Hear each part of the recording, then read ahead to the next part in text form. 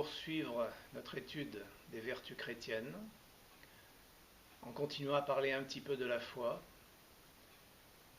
et en parlant de l'espérance et de la charité. Car il s'agit de bien comprendre les liens qui existent entre les trois vertus cardinales. La foi, l'espérance et la charité ne sont pas dissociables dans l'approche chrétienne. Elles forment un tout cohérent. La destinée de l'homme, selon Guillaume de Saint-Thierry, est de voir la face de Dieu. Cette vision appartient exclusivement à la phase finale appelée la béatitude. Le chrétien commence par être un croyant avant de pouvoir être un voyant. Guillaume de Saint-Thierry affirme que la foi, l'espérance et la charité sont appelées vertus cardinales tant elles sont nécessaires. Leur économie foncière est de nous disposer à la vision bienheureuse du ciel. Elles préparent la vision, ou plutôt, elles assurent la rectitude du regard sur Dieu, c'est-à-dire toute l'intelligence qu'il est possible d'avoir de lui au cours du voyage terrestre. Ces vertus sont nécessaires parce que sans elles, le regard de l'esprit est trouble, ténébreux, et précisément, elles sont destinées à le guérir. Le regard lui-même ne peut tourner les yeux vers la lumière que si ces trois vertus demeurent. La foi par laquelle quelqu'un croit que la réalité vers laquelle il doit tourner son regard est telle que la voir le rendra heureux, l'espérance qui lui fait présumer que quand il aura bien regardé, il verra, et la charité qui transforme la foi en vertu. La démarche qui mène le croyant vers le voyant se fait en trois étapes progressives. Le premier degré consiste à discerner la forme exacte de la foi. Les Écritures, la tradition chrétienne et l'enseignement de cette Église pourvoiront le matériau pour l'instruction des fidèles et l'entretien de la piété. Parlons un petit peu des Écritures. On se souviendra que les Écritures sont pour la plupart des paraboles, des mystères, des symboles, une connaissance voilée qu'il est très difficile à comprendre et qui, si elle est interprétée littéralement, peut mener et amener au pire conflit entre les hommes au nom de Dieu. Madame Blavatsky nous rappelle la présence de ces voiles dans un article sur le secret des initiés. Elle dit « Il ne faut pas s'étonner le moins du monde de ce qu'un certain nombre de paraboles et de propos de Jésus aient été mal rendus. Depuis Orphée, premier adepte initié que l'histoire puisse entrevoir au milieu des brumes de l'ère pré-chrétienne, jusqu'à Ammonius Saccas, en passant par Pythagore, Confucius, Bouddha, Jésus et Apollonius de Tyane, aucun instructeur ou initié n'a jamais rien écrit pour le public. Tous, sans exception, ont invariablement recommandé le silence et le secret pour certains faits et certaines actions. Origène, l'un des pères de l'Église du IIe siècle, avait suffisamment mis en garde contre une interprétation à la lettre des Écritures.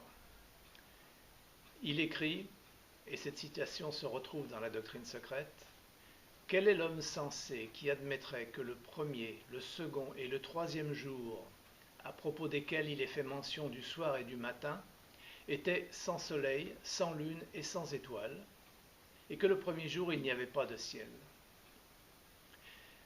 Quel est l'homme qui serait assez idiot pour supposer que Dieu plantait des arbres dans le paradis, dans l'Éden, comme un cultivateur ?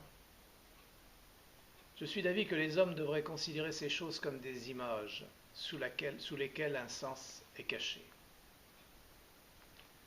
Origène a d'ailleurs écrit plusieurs homélies sur la Genèse où il donne quelques clés d'interprétation de la création selon la Bible. Ces clés restent allégoriques, mais elles fournissent quelques axes de réflexion pour la compréhension des mystères qui semblent incompréhensibles dans les Écritures canoniques. Dans son traité des principes, Origène affirme, en parlant du Christ, « Il faut savoir qu'autre est dans le Christ la nature divine, le Fils unique du Père, et autre la nature humaine qu'il a assumée dans les derniers temps. Il est nommé sagesse, comme Salomon le dit, faisant parler le personnage de la sagesse. Le Seigneur m'a créé comme principe de ses voies dans son œuvre. Avant de faire quoi que ce soit, avant les siècles, il m'a établi. Au début, avant de faire la terre, avant que coulent les sources d'eau, avant que soient raffermies les montagnes, avant toutes les collines, il m'engendre. L'apôtre Paul dira qu'il est le premier-né de toute créature. Si l'on comprend bien cela, il est clair que l'être subsistant du Fils dérive du Père lui-même, mais d'une manière qui n'est pas temporelle et sans aucun commencement si ce n'est Dieu lui-même. Nous sommes très loin de Bethléem et du mythe de la crèche.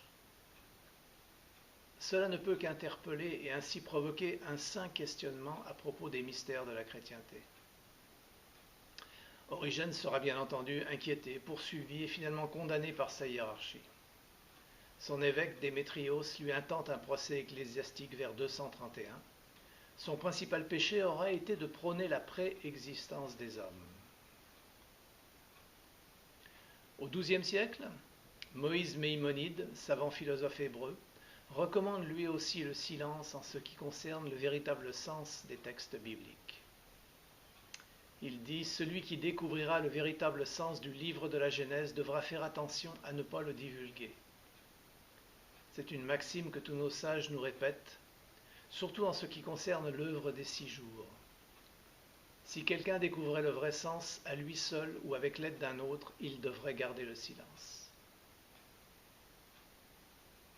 Ce qui ne veut pas dire que les Écritures sont vides de sens. Madame Annie Besant a écrit un ouvrage sur les mystères mineurs du christianisme dans lequel elle rappelle cette évidence. Elle dit « Quand l'auteur des Écritures bibliques s'exprime à mots couverts, les mots qu'il donne à entendre peuvent être rendus visibles dans leurs grandes lignes par une calme méditation. Une méditation prolongée par la lumière plus vive qui en résulte, les mettra graduellement plus en relief. La méditation tranquillise le mental inférieur sans cesse occupé des objets du dehors. Et un mental tranquille peut seul être illuminé par l'esprit. C'est ainsi que doit s'obtenir la connaissance des vérités spirituelles. Elle doit venir du dedans et non du dehors, de l'Esprit divin dont nous sommes le temple et non d'un maître extérieur. Ainsi procède la sagesse divine, la véritable théosophie. Madame Besant parlait ici des mystères mineurs dont l'étude précède celle des grands mystères. Ceci ne se divulgue pas autrement que de la bouche du maître à l'oreille du disciple. L'enseignement théosophique, sous la plume de Madame Blavatsky, a ouvert quelques portes pour une meilleure compréhension des textes bibliques, à la lumière d'autres textes de la tradition hébraïque. Par exemple, elle dit « Il est parfaitement entendu et prouvé qu'à l'époque de Moïse, la première phrase de la Genèse était « Dans la source mère, les dieux développèrent ou évoluèrent les cieux et la terre. » Tandis qu'aujourd'hui, grâce aux finesses théologiques, elle s'est transformée en « Au commencement, Dieu créa les cieux et la terre ». Jeu de mots qui seul a conduit à l'anthropomorphisme et au dualisme matérialiste. Pour les occultistes, il est aujourd'hui hors de doute qu'en dépit de sa forme et de son sens apparent, la Bible, telle qu'elle est expliquée par le Zohar, le Sefer Yetzira et le commentaire sur les 10 séphirotes, fait partie intégrante de la doctrine secrète des Ariens. Après les Écritures, nous regardons la tradition. La tradition chrétienne est la seconde source d'information pour cette première étape de la foi qui consiste à en discerner la forme exacte. Elle est riche en témoignages de parcours spirituels. Et la plus grande richesse réside dans l'aspect humain des expériences relatées. Nous sommes là sur terre, avec des hommes et des femmes qui, ayant aperçu furtivement un rayon de lumière spirituelle dans l'obscurité, se fraient leur chemin dans la jungle émotionnelle et mentale qui les environne. Ils nous racontent là leurs difficultés, leurs doutes, leurs quêtes, leurs erreurs et leurs découvertes.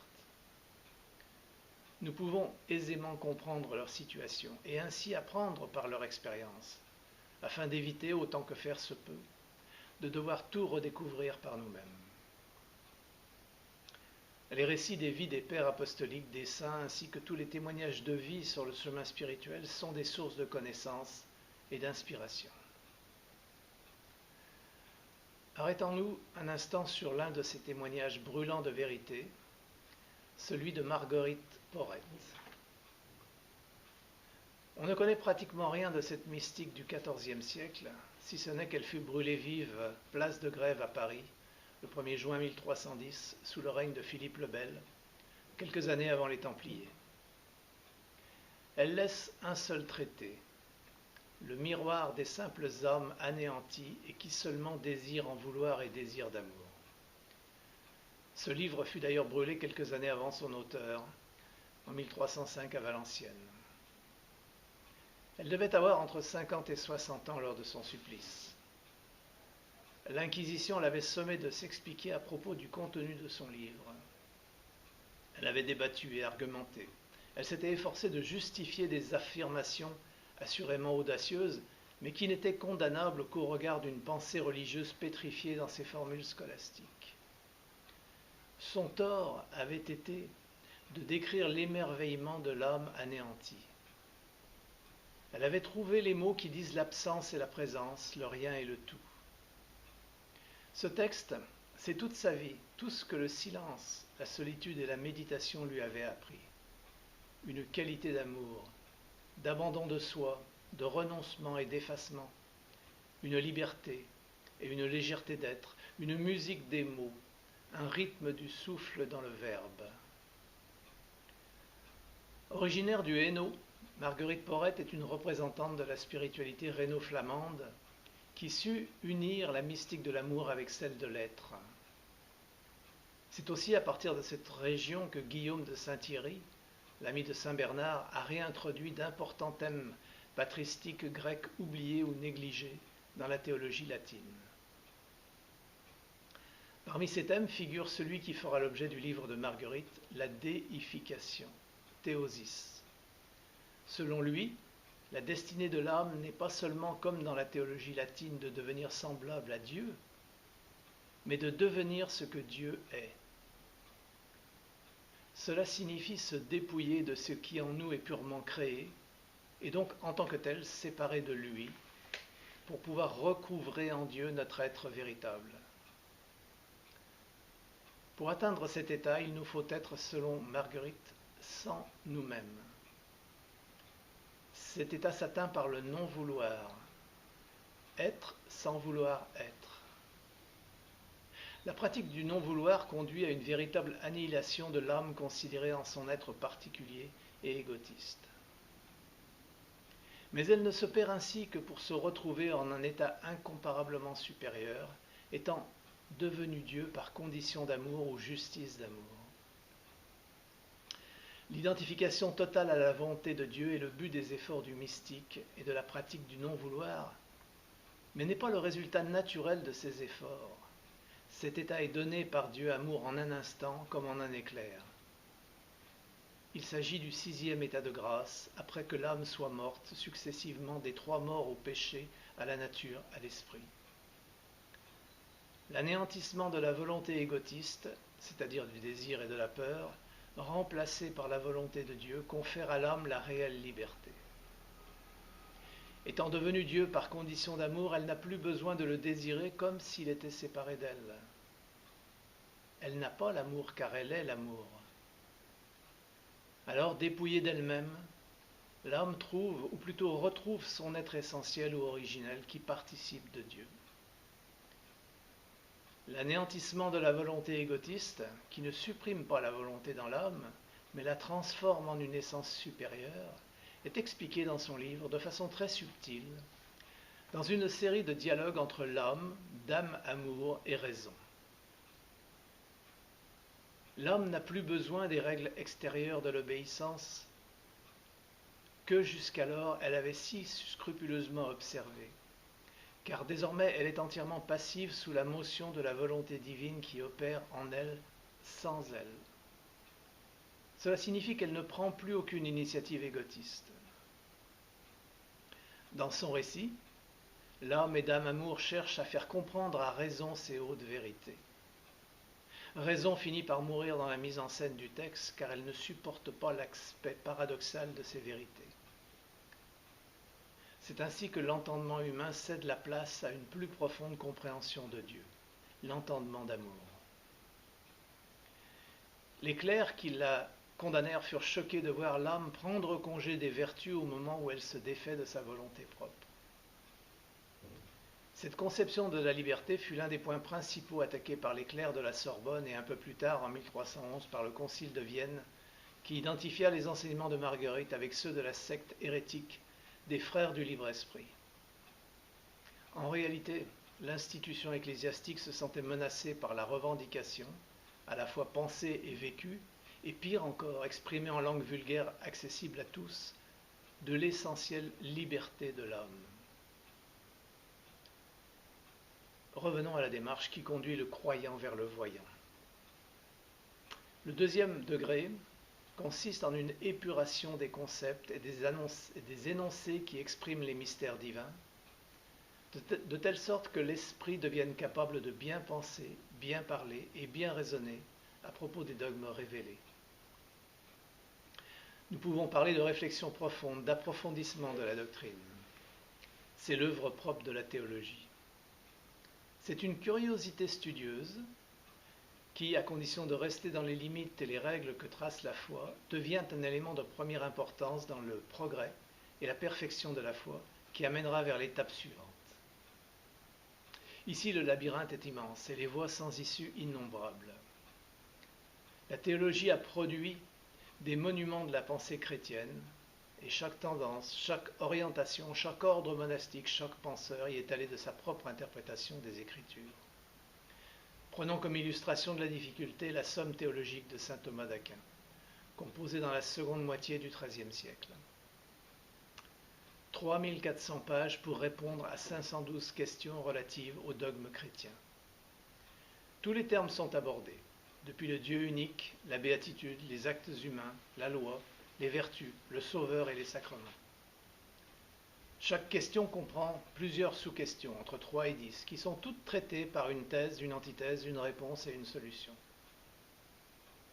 On reconnaît là la grande influence d'Aristote sur la démarche pragmatique de saint Thomas d'Aquin. Mais cela ne simplifie pas la lecture. Un autre facteur de complexité vient du fait que l'auteur s'appuie sur beaucoup de textes d'autres docteurs de l'Église ou de philosophes grecs, ce qui demande une connaissance élargie pour bien comprendre la signification des citations dans leur contexte historique. L'œuvre est impressionnante et représente une somme de connaissances très large. Elle reste hors de portée de la majorité des fidèles. Fort heureusement, il existe des traités beaucoup plus accessibles, écrits dans le langage du cœur, comme par exemple Le nuage d'inconnaissance, qui est une œuvre anonyme d'un moine anglais du milieu du XIVe siècle, ou bien la Philocalie des pères neptiques, compilation de textes des hésicastes grecs des XIIIe et XIVe siècles, et bien d'autres qui nourrissent l'ardeur des croyants et fournissent beaucoup de recommandations pour les pratiques. Le troisième degré se nomme la foi illuminée. Il est, selon Guillaume de Saint-Thierry, propre aux parfaits, qui s'efforcent d'aimer le Seigneur de tout leur cœur, de tout leur âme, de tout leur esprit. Ils ont déjà dans l'Esprit Saint les prémices et le gage de leur filiation divine. Le troisième degré est déjà celui de la grâce illuminante et de la grâce béatifiante, terminant la foi, ou plutôt béatifiant dans l'amour, faisant passer de la foi à la vue, amorçant une connaissance de Dieu qui n'est pas seulement celle de la foi commune. La foi a trouvé ici son aboutissement dans la vision. La masse des croyants possède la foi commune ou foi d'autorité. La foi illuminée est le privilège du petit nombre des parfaits en charité. Quand l'assentiment de foi devient sentiment d'amour grâce à la charité, cette foi devient vertu, foi illuminée. Dans la foi d'autorité, qui est l'assentiment de l'esprit à la parole révélée, l'amour de charité n'est pas impliqué.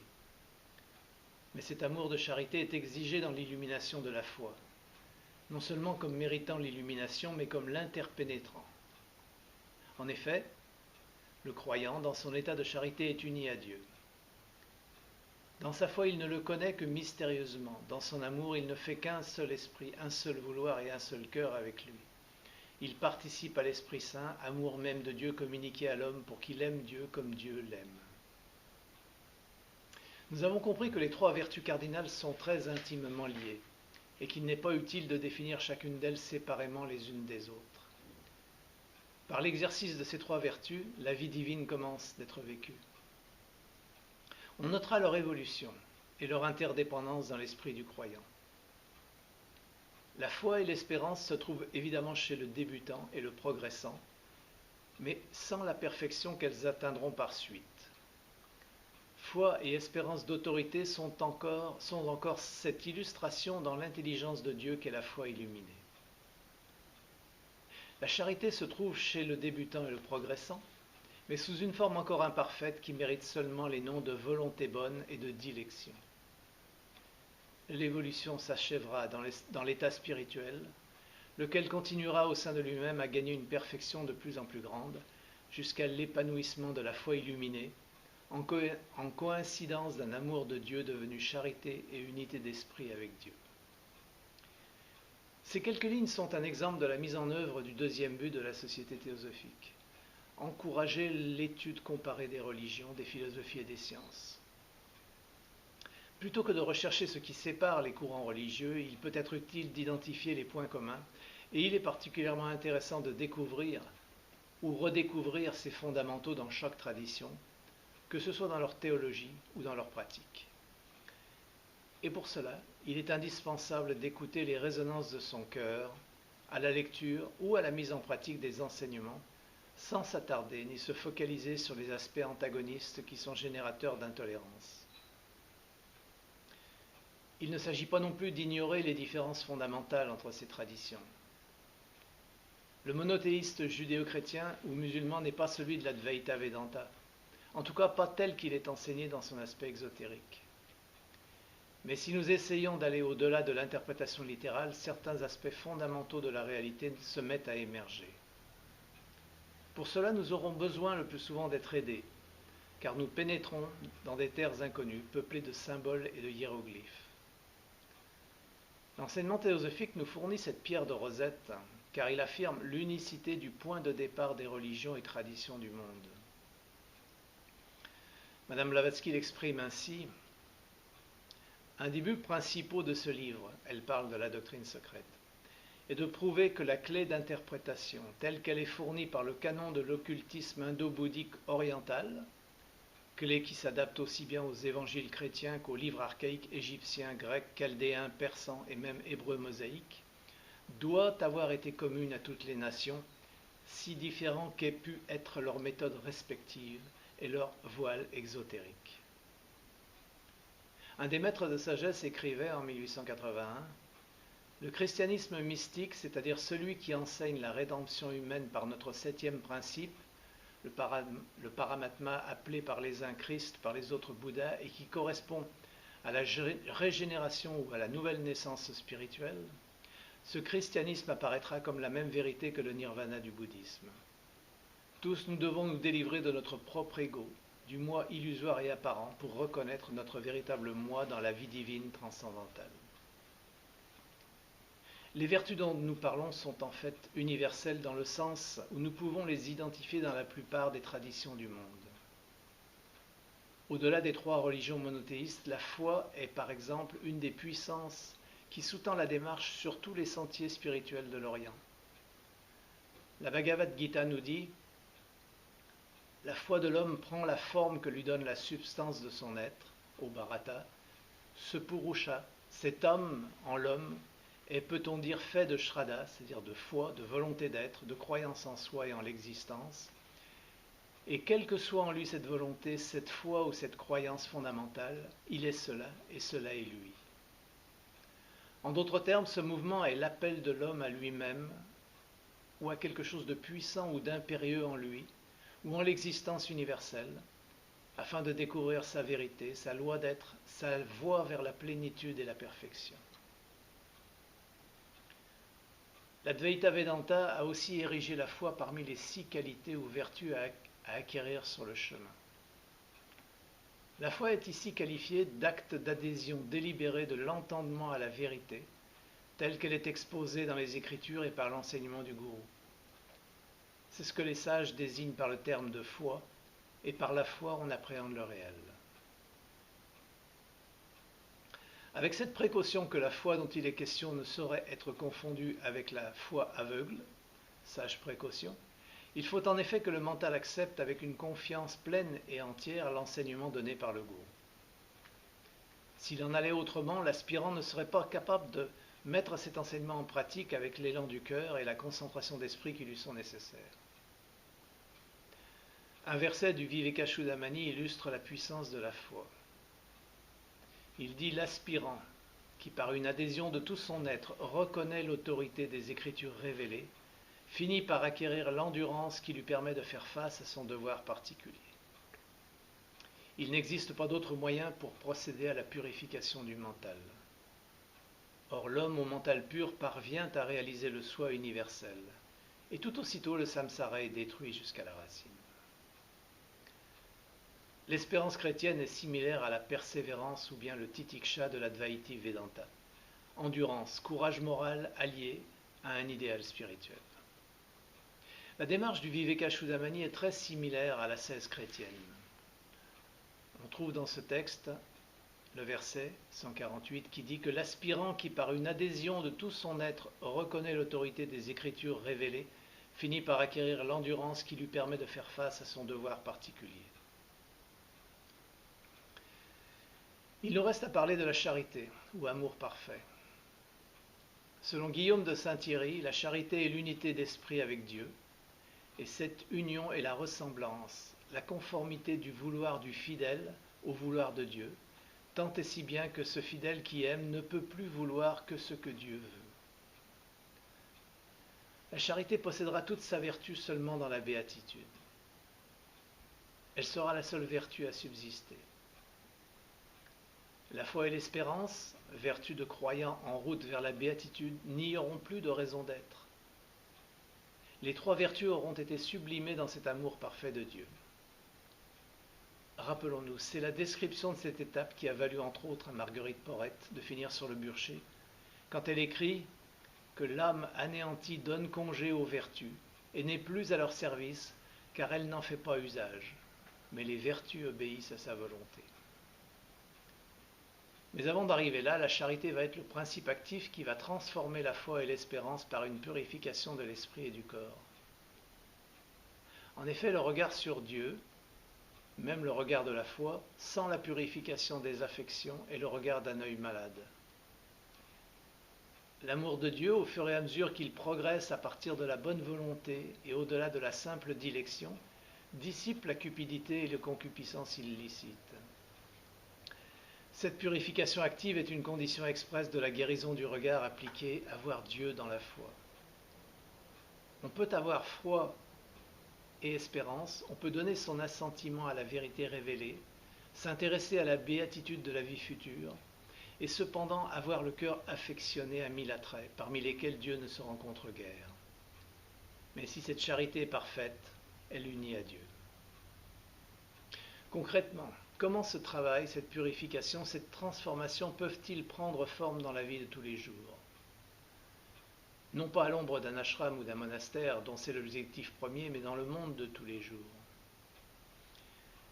Aimer Dieu, c'est aimer sans discrimination toute sa manifestation, car nous avons vu que Dieu n'est approchable qu'au travers de sa manifestation périodique. Aimer Dieu veut dire le reconnaître dans son omniprésence autour et à l'intérieur de nous. Et puis, laisser s'ouvrir, fleurir et s'épanouir ce bouton de lotus qui réside dans le cœur de chacun.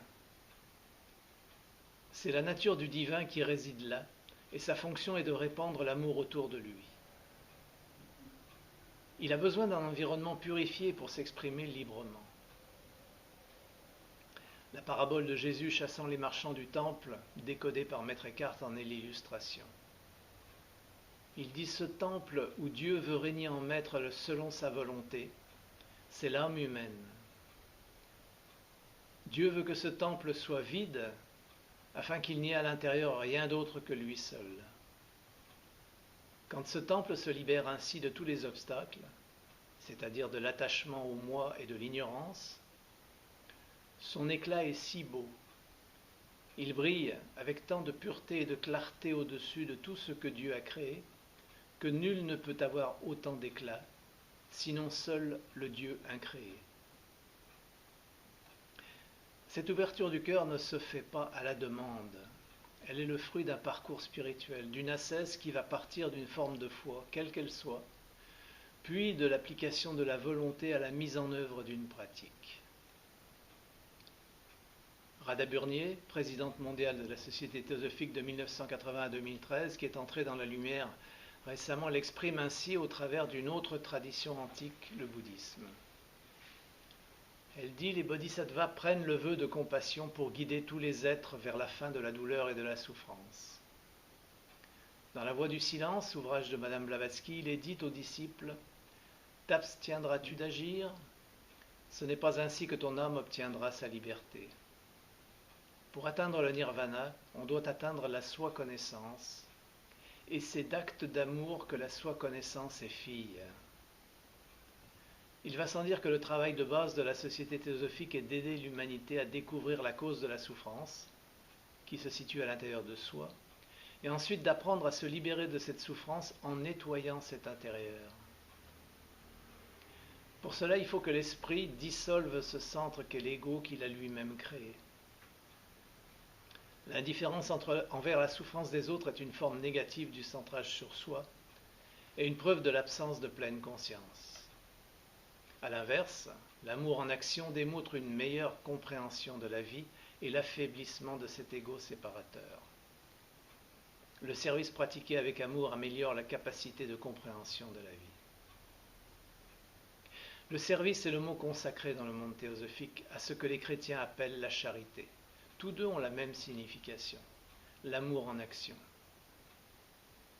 L'union de ceux qui aiment au service de tous ceux qui souffrent est la devise de l'ordre de service théosophique, créé dans l'objectif de réduire au moins dans une proportion donnée l'ensemble de la souffrance dans le monde et en même temps d'aider ces volontaires dans l'apprentissage de la purification de leur esprit à travers leur service et l'attention consacrée à la qualité de leurs œuvres.